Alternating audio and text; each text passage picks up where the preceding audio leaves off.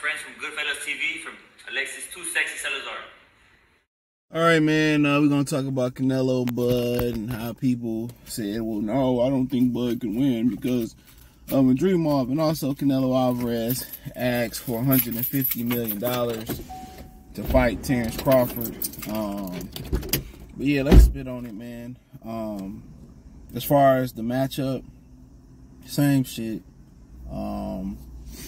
Every fight is different. That's what people need to understand. Crawford is usually a dominant fighter. People usually see him go 10 rounds to 12 rounds to nothing, 10 rounds to 2, 8 to 4. And, everything was against him Saturday night. Every promoter was involved in this event hated him. If you watch the interview he did with Andre Ward, he said them then just gonna have to kiss the ring.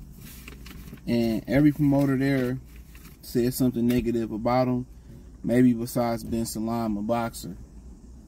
You heard bad things from Eddie Hearn, slandered him. Bob Arum slandered him while he was with him.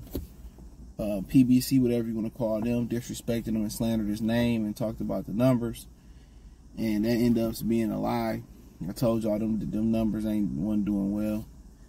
So you got to understand, when you break in the matrix as far as the business of boxing, how it's business done, and you not letting them folks push you around like that, and they got to pay you what you worth, and you surround yourself with people that make sure that's going to happen, and you showing that to Shakur Stevenson, and, they don't like that.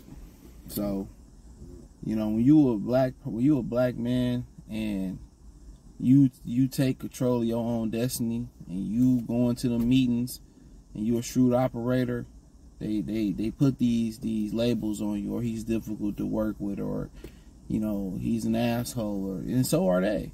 That's about some of the, check this out real quick. Some of the great attributes that make a great businessman, a lot of women look for that in men. Think about that for a minute. When you go into a business meeting, sometimes you got to meet with people that you don't like and you don't get along with. And not only in a business meeting do you got to sit with guys you may or may not like or whatever, but you gotta conversate with these people and eat dinner with these people to hash out deals. All the deals don't just happen at a business table. It may happen over food. It may happen over a family function, a birthday party. And you got to conversate with these people till this deal get done. You may not can stand this guy, but at the end of the day, when the deal get done, y'all all drinking out the same champagne bottle. Y'all all popping Cristal or Ace of Spades or whatever y'all drink. And y'all celebrating, eating cake and everything. So, so those attributes that are great for the business world. You're a shrewd guy. You stubborn. You persistent. You consistent. Consistent. You know what I'm saying? A dash of being an asshole. You know what I'm saying? You're not going to get pushed around. You're strong. You show leadership skills. And you get the job done. A lot of women look for those attributes in men. You dominate, you take the lead. So think about that for a minute. A lot of women look for them attributes in a man. So just wanted to drop that jewel right there. So that translate.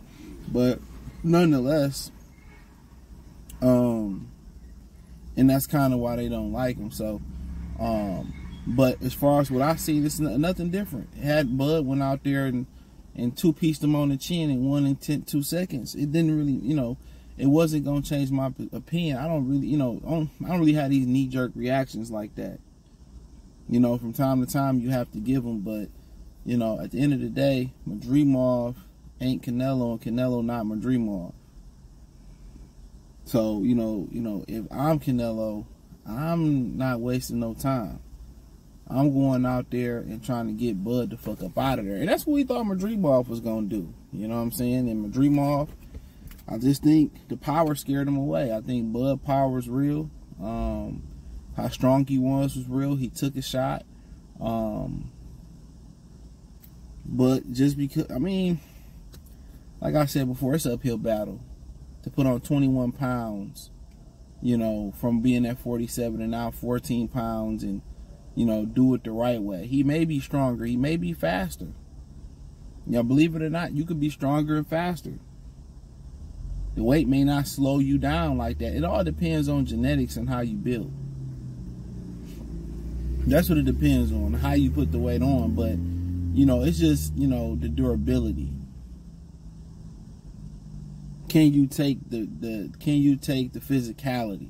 Not necessarily the punch, him landing on you. The skill is there. The speed is probably going to be there. The footwork is going to be there. But can he take the physicality? The clinches, the leaning, the arm punches, the hip shots. Canelo don't have to be perfect. He can land that one shot. Terence has to be perfect in that fight. Especially if he can't hurt Canelo. You know what I'm saying? And Canelo being lazy and don't really want to fight nobody, he's talking about not fighting runners, that lets you know he don't want to work. So you consistently got to work. You can't do what Anderson did, was sit right in front of a guy like Canelo. Bud got to work. Constantly jabbing. You know, he got to constantly catch and shoot, slip the shots. You know what I'm saying? And he can't work, and he can't outwork himself where he gonna fade on the backhand. It's just, to me, it's a fight that I understand from his point of view. That's gonna secure his retirement, and that's gonna secure another generation of wealth in his family. But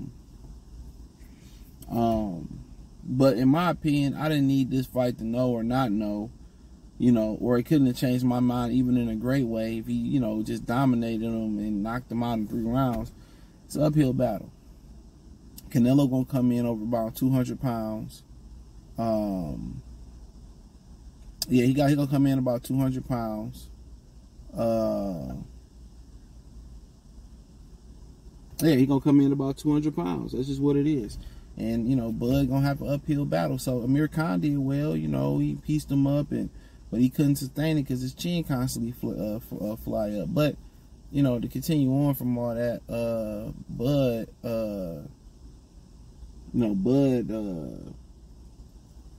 well, Canelo asked for $100 million, $150 million. I mean, that's his price point to price himself out. He don't want to fight nobody. You know, like I said before, y'all, hey, look here, I ain't telling nobody what to do, man. But if you tired of complaining about, you know, the type of fights you getting, you gotta stop supporting sucker shit and support the real shit. So, it's no surprise. It's no surprise whatsoever. That's just where he at in his career. If we all can get away with it, and we'd be doing the same thing he would be doing for the most part, the majority of us. So, if you can get good money, great money for easy fights, and secure your retirement that way, so be it. But at the end of the day, my viewership will be with the UFC on that night. I've never fucked with Canelo for real. I always kept it real with him, but I don't like him. But that's just what he's gonna do. He's gonna price himself out. He's gonna put himself in a position to have an easy retirement. That sparring partner didn't lie. He said Canelo quitting sparring. He didn't want to spar no more, and that, you know, he lazy. He ain't hungry no more. And at the end of the day, you know, lazy people still want money. You know, that's what this whole generation is about. It's about trying to make money, you know, without work ethic. And they look at people on the internet and they think people who make money, you know, streaming or doing YouTube or doing an internet business or doing drop shipping or doing something remote, that it doesn't, just because you ain't out there putting a sledgehammer on the road, or just because you ain't building a bridge, or, you know, just because you ain't out there physically in the workspace, you won't put no work in. But absolutely not. In some ways, it's more challenging than, you know, some of those jobs, especially when you on the internet fending for, you know, if that's your primary source of income. You know what I'm saying? Especially. So it's even more mental pressure for you to deliver. So, like, when people, you know, kind of look at it from that aspect, the point of view, it's like, you know, it's challenging. It's very challenging. You know, it's supposed to be fun, but, you know, people don't want to work no more.